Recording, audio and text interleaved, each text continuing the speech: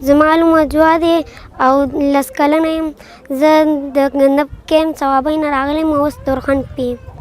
سکول ته وتلم، دې ته چې سکول نه رالم بیا به غرمې به مدرسې ته تلم، مدرسې نه چې رالم استبار به راووتم خوړ ته. خوړ کې به مې لوبې کول.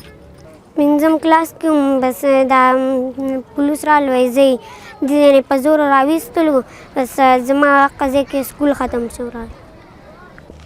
ورور مې ویل افغانستان ته ځو، پلار او ورونه یې رالتنګول، ورته یې چې زه افغانستان ته هلته هم نه پرېږدم. سبق مې خوښېدو، لوبې مې خوښېدې او الکایي مې خوښېده. پښتو مضمون مې ډېر خوښېدو. پاکستان کې مې ملګري وې او د یوې نوم ثانیه او بلې ایمن و، بلې تقوا و، دغه مې ډېر یادېږي. کله چې خبر شوم چې ویل چې افغانستان ته ځو، موږ خفه شو. هلته رانه ټول ملګري پاتې شوې. ورور مې راته ویل وایي افغانستان ته ځو، بس که دا سکول وایي دا ملګري هم پرېږده، وایي سکول اوس به ځو افغانستان ته، وایي هلته به بیا وکړې تعلیم.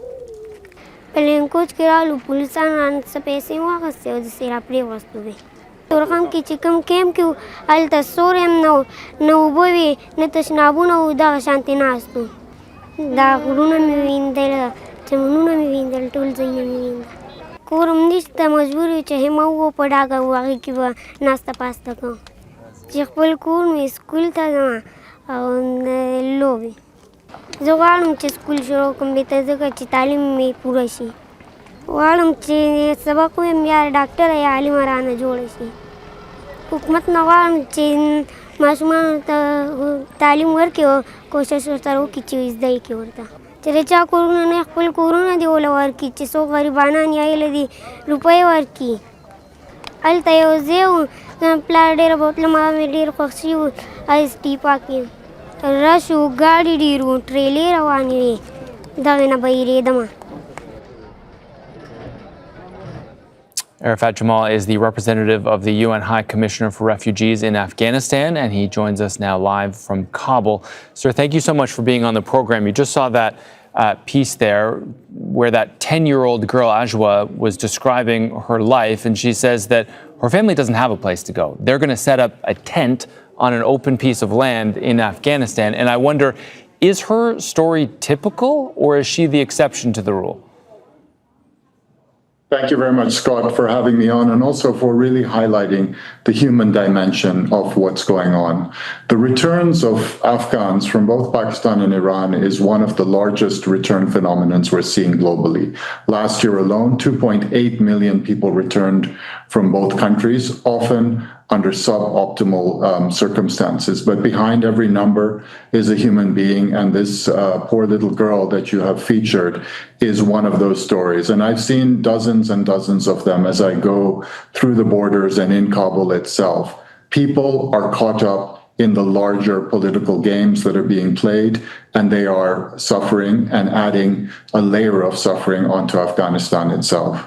So why is there not more help for people? I mean, she describes the facilities at the border as being bare bones, not even a bathroom, no shelter, no nothing. And then obviously there's nothing for her on the Afghan side of the border as well. Why is there not more help? Absolutely. And I think that what we're witnessing, first of all, is a massive phenomenon. These numbers equate to over 10% of the Afghan population. They are, on the one hand, what is happening is that people are returning under suboptimal conditions, very undignified, often under a certain level of coercion and without organization. That makes it very difficult to organize for them. Secondly, they're returning to an Afghanistan that is welcoming of them, but it is extremely ill-equipped. The economy has contracted over here, so its natural absorption capacity is limited. The human rights situation is far from ideal.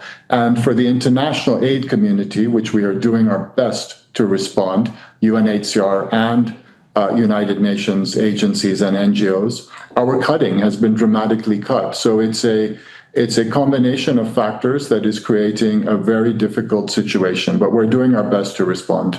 I know that there are some Western donors who might be hesitant to donate to Afghanistan because they don't want to have their money going to the Taliban. Is that a real concern? I think we have to look at the bigger picture. We know that this is a troubled neighborhood. We've got wars on both borders, the conflict between Afghanistan and Pakistan, and of course, conflict on the other side of the border inside Iran. I don't think that it's in anyone's interest to see Afghanistan become further destabilized. And certainly the impact of millions of returnees can be a destabilizing factor, but it doesn't have to be. It can also be a factor for economic growth, for peace, and for coexistence. This is what we appeal for. Our assistance does not go to the Taliban. Our assistance goes to the Afghan people. And we think that we hope that the international community will not forget the decades of involvement in Afghanistan, will contribute generously, and will realize, and they're welcome to come and work hand in hand with us to see that our money goes to the people. And going to the people helps to stabilize this country, this war-ravaged country. So these Afghans who went to Pakistan left for a reason, obviously. There has been war in that country for years and years now. Are these now economic migrants, given that the active fighting is largely over in Afghanistan? Or, do some of them actually have a real fear of persecution in Afghanistan? It's an excellent question. After 47 years of conflict, of course, the reasons for flight are complex, and the current situation of people are also very different. As the little girl that you have featured said, she doesn't know what Afghanistan is like, and many people are in a similar situation. So their situation is ambiguous. There are certainly categories that are at grave risk if they were to return to Afghanistan. There are others who could return, but for economic assistance. So it is a complex package. But what we say at the moment is that we urge extreme caution on the part of governments, whether they be neighboring countries, Pakistan and Iran, but also to countries further afield, including European countries that are thinking of returning Afghans, is that listen to, look at the people that you're thinking of returning, and consider that not all categories are going to face good conditions. And in particular, as we all know, the situation of women in Afghanistan is of particular concern, and we urge countries not to forcibly deport such sensitive categories of people. One more thing to ask you about. I've been fascinated to learn that a lot of the children, especially who are now returning to Afghanistan, aren't really returning at all, because this is a country that they've never actually been to, despite the fact that obviously their parents are Afghan.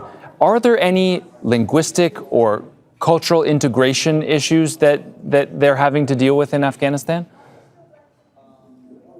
On the plus side, I think that across the board, whether you talk to the de facto authorities or whether you talk to the people in the villages, they welcome their brethren to come back. They welcome the Afghans in Pakistan and Iran, and they don't distinguish between them. But as you said, of course, many of these people have grown up abroad. I've met several returnees from Pakistan who are more fluent in Urdu than they are in Pashto, and they don't speak Dari at all. So yes, there will be issues. But I think that in a sense, in the broader picture, that's maybe the less of the problems. I think Afghans are truly willing to receive their people with generosity and with open arms. All right, Arafat Jamal, representative of the UN High Commissioner for Refugees in Afghanistan. We certainly appreciate you coming on to highlight this issue. Thank you, sir.